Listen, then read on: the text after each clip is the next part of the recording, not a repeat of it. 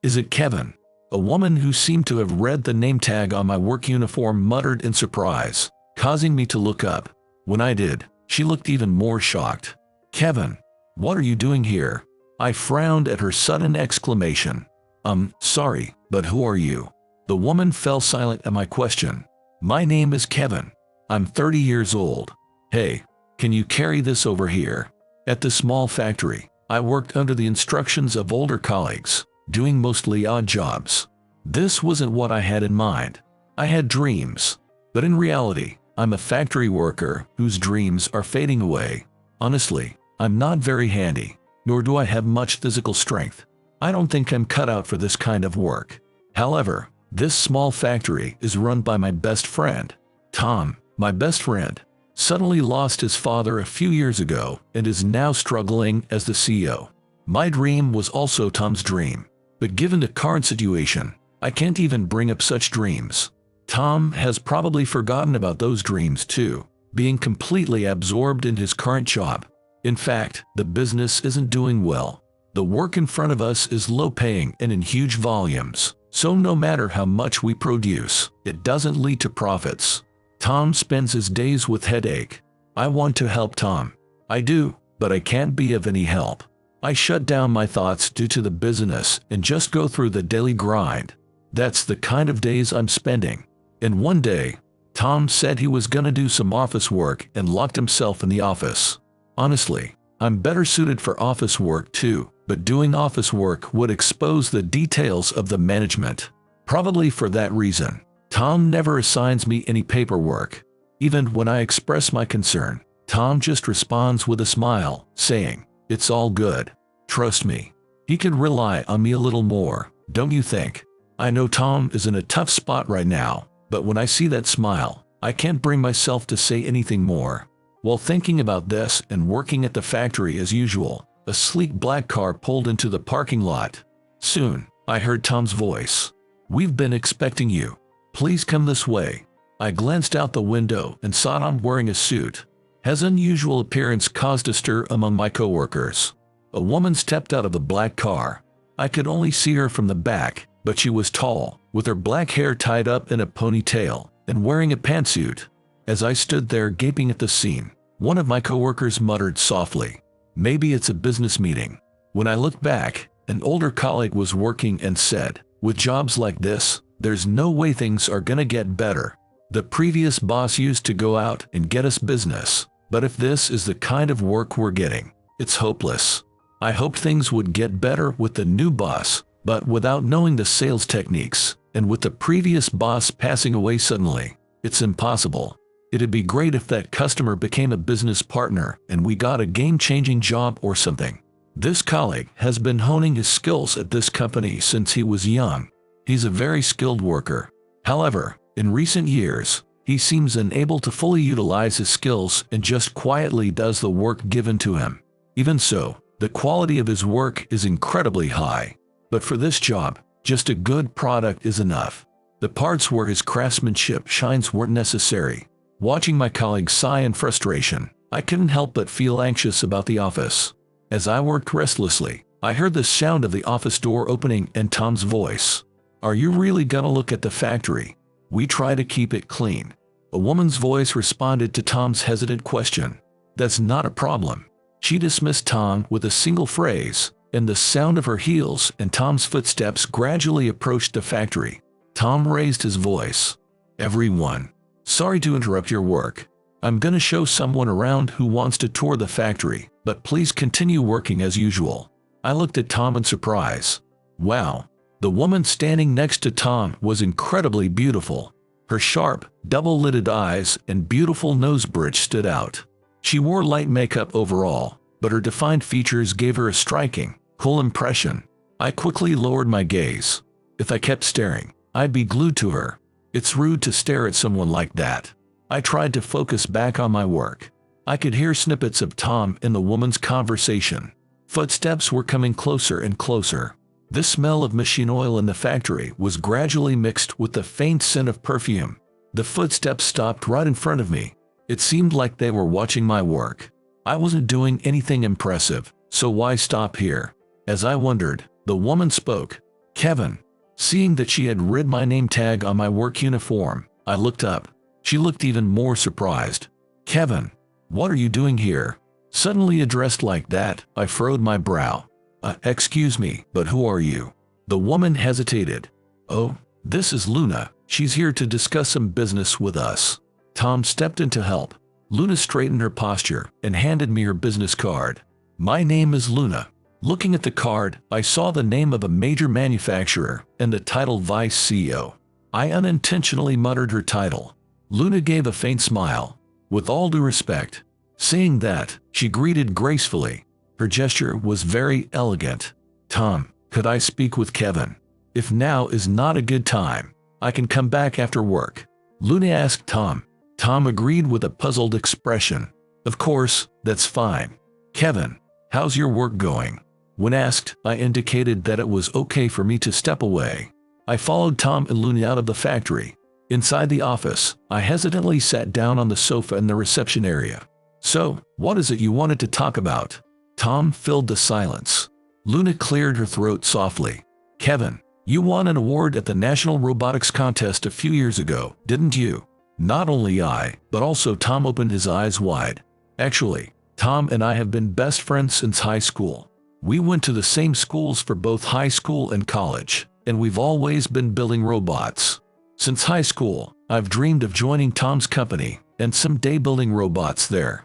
We often talked about such dreams, like refreshing the systems in the factory first, and once that was on track, making robots to build simple parts. We shared our dreams innocently. Basically, I'd do the programming, and Tom would build the robot body.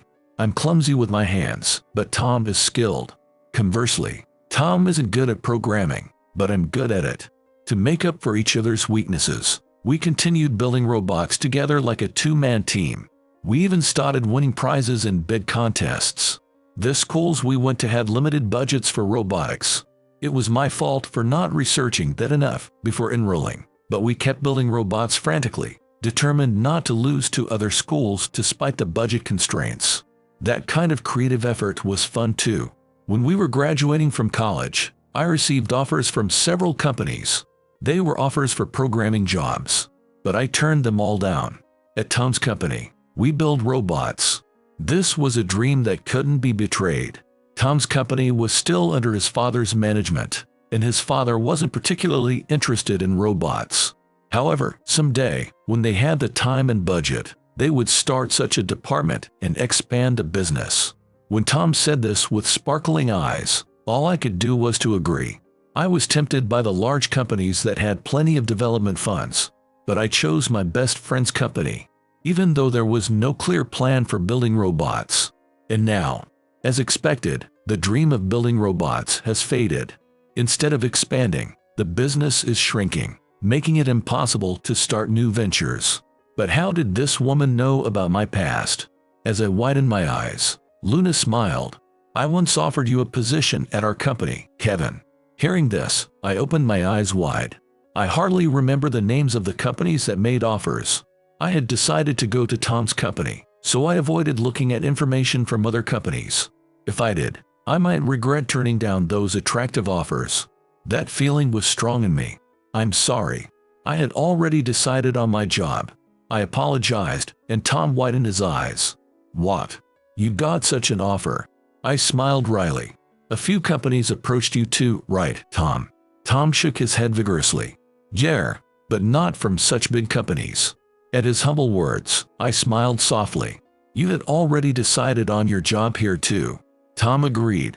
Luna tapped the table lightly. So, can I continue my story? We both scratched our heads at her words. Excuse me, what would you like to talk about? I asked, looking directly at Luna. I want you. Her straightforward words made my back stiffen. I need your skills. If you hadn't given up on your dream of building robots, why not work with us? I looked straight at Luna. Actually, I couldn't bear to look at Tom. This is a big opportunity. A large manufacturing company like this would have a substantial budget. I could create what I wanted without any restrictions. However, I'm flattered by the offer. I managed to squeeze out the words. I could sense Luna and Tom holding their breath. But I want to build robots at this company. It might sound silly, but Tom and I are a team. Tom's throat made a grumbling sound. It was like he was holding something back. Go ahead, Tom muttered next to me. I widened my eyes. There's no reason for you to stay in this rundown factory. I always knew it. Your talent can be fully utilized in a place like this. But still, I always thought we would build robots together again. When the right environment is ready, I know I need you. Tom's voice was trembling. He looked at me with teary eyes. I'm sorry for holding you back for 8 years. I'll do my best on my own. So, he then turned to Luna. Luna, please take care of Kevin. Tom asked kindly to Luna. I panicked. Wait. Don't decide for me. I want to be with you too. As I started to speak, I heard the sound of clapping in the office. Luna said, I understand the story of a beautiful friendship. So, shall we talk about that? We were nervous, but Luna smiled softly. Now, let's get down to business. I won't be lenient. She looked at us sharply as she said this. Tom and I flinched a bit. First of all, I think this factory is a good one. The equipment is a bit old, but there are a few skilled workers. I was surprised at what she had discerned just from the tour. But small factories are tough. We could give you work, but if our company falters even a little, we'd have no choice but to terminate contracts with small factories. Faced with this harsh reality, we couldn't say a word. As we hung our heads, we heard the sound of a hand clapping again. So here's a proposal. How about becoming a subsidiary of our company? Tom and I widened our eyes. Tom was trembling. Tom's family-owned factory had been in business since his great-grandfather's time. Shutting it down during Tom's tenure would be devastating. Sensing this, Luna spoke again. I can't make the decision alone, but I think the others would agree. The reason is the skilled workers I mentioned and the location. Recently, the land value around here has been rising, so building a new factory here would be impossible. But if we can acquire this factory as it is, our CEO would go for the buyout. When I glanced at Tom, he was biting his lip. It was understandable. A factory that's been around since my great-grandfather's time, and in my generation. Tom's voice trembled. But if things stay as they are, it's over anyway, right? Tom ruffled his hair in frustration. Can't you choose your words more carefully? I'm being forced to make a once-in-a-lifetime decision here. Tom exploded under the immense pressure. Even though Tom's words were rude to Luna, my heart sank. Sorry. When you've been in this position for many years, you tend to only think about efficiency. Luna laughed heartily. I was genuinely relieved. What's in it for us? Tom asked. Once Tom shouted loudly. He seemed to gain some confidence, and his voice stopped trembling. Luna smirked. First, stability. We need to secure a steady stream of work. And one more thing. Tom and I got a little excited about the proposal that followed. And a few months later, Tom's company was reborn as a subsidiary of Luna's company. However, they kept the original company name. That alone seemed to lift a weight off Tom's shoulders a bit. I was never really cut out to be a CEO. I shot Tom a glare as he chuckled wryly. Even so, you're still the CEO of a subsidiary, so don't slack off, all right. Tom pouted at my words. I know. So, what do we do with these parts? Tom waited for my instructions, still pouting. To outdo our rival company's robots, we need to make this more compact and allocate more capacity here. When I said that, Tom furrowed his brows. As usual, you have high expectations despite being clumsy yourself. I acknowledged Tom's skill with a nod. I recognize your skill. Can you do it? Tom laughed at my cheap provocation. I'll show you I can. I laughed too at his words. As Luna proposed that day, our factory was transformed so it could handle robot production alongside our usual operations. Our fellow workers expressed their preferences, with some staying at this factory, and others transferring to factories where they could utilize their specialties. Overall, there were no major complaints, and everyone settled in well. It seems that even in different factories, their experience is highly valued. The colleagues who occasionally drop by say, it's fun to be challenged and grow. If their skills are passed down, the company will continue to grow. In fact, I've heard that our performance is already improving. We can afford to fall behind. Tom agreed vigorously at my words. We gotta repay Luna for picking us up. I agreed back. We are currently working under Luna's direction to manufacture a robot for the next competition. If we pass this competition, we can leave our rival company far behind. However, our opponent is also a major company, and we've had a break in our work.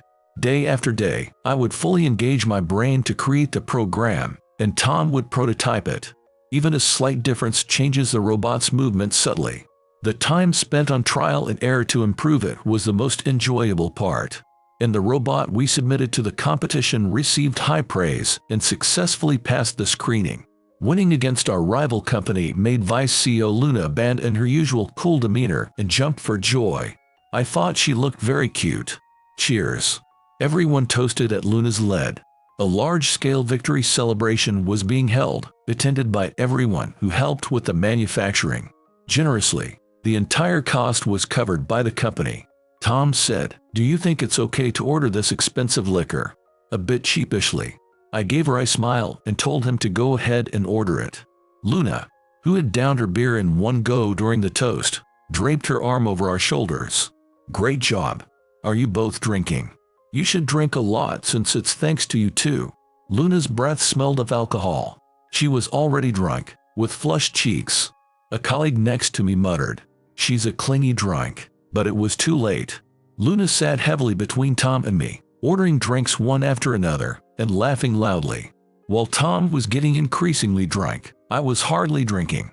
The person I had feelings for was cheerfully getting drunk right next to me. Occasionally, her hand would touch my shoulder or head. My heart was pounding the whole time. A few hours later, the victory celebration ended. Tom was completely drunk and quickly left the venue in a taxi. The other employees also scattered. Eventually, I was left to escort Luna, who had stayed between Tom and me the whole time. Having not drunk much, I wasn't drunk at all. It was decided that I was the best person to take her home. "Vice CEO, should I call a taxi? Is that okay?" When I asked, Luna groaned. "No, call me Luna." She was pretty drunk. When she saw me, Luna smiled. "No, you're all red." Of course, I was.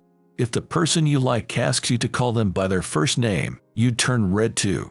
My heart was pounding loudly. "Please don't tease me. I'm gonna call a taxi." I raised my voice a bit to hide my embarrassment, and Luna pouted. "Can't we stay a bit longer?" She suddenly looked up at me with puppy eyes. "That's just unfair." I sighed. "All right, let's rest at that park for a bit." When I said that, Luna smiled. Feeling annoyed at being manipulated, I muttered, "Don't want you throwing up in the taxi."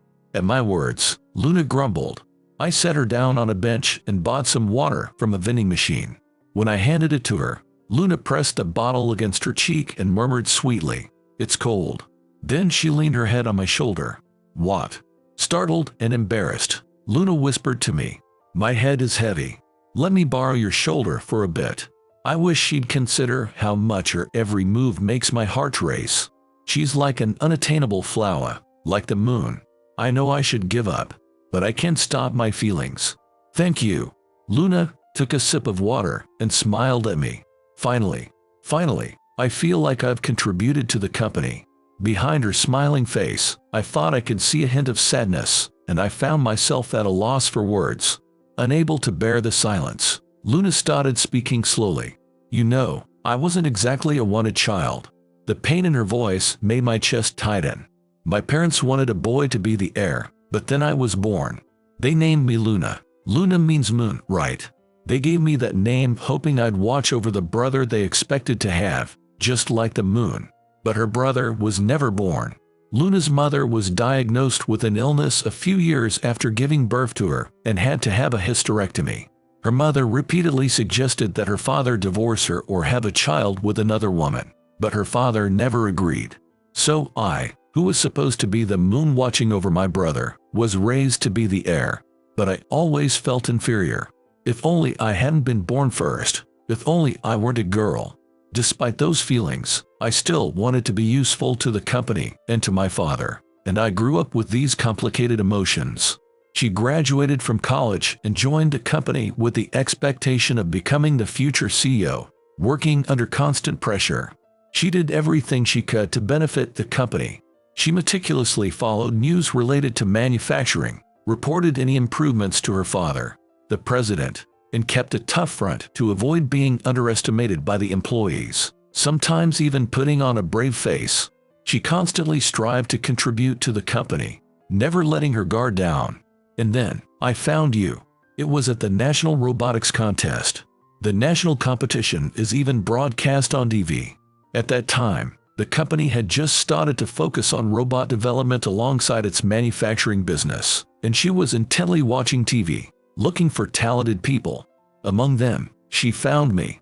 I hadn't won the top prize, just an excellence award. When I saw the footage of your school being introduced, I thought, this is the one. You were carefully programming and said in the interview, I think every day about how to come up with things I never even imagined and how to program them to make them a reality. Hearing that, I felt a bit embarrassed. It's true, that's my motto. I always want to surpass my own expectations. I want to come up with things beyond what I can imagine. That's why I made you an offer. Well, you turned it down, though. I apologized. I'm sorry, even though you found me. When I said so, Luna chuckled. No, thank you for showing up in front of me again, joining us this time, and winning the competition. Thanks to you, I've gained confidence too. I felt my heart swell with emotion. At that moment, Luna's lips curled into a smile. Hey, you seem kind of nervous. What's up? She asked. My shoulder twitched, and Luna moved her head away from it.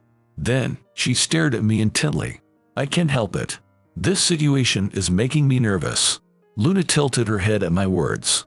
Is this something that would make any woman nervous? Or does it depend on the person? Her moist eyes questioned me, and my heart was on the verge of bursting. Of course, it depends on the person.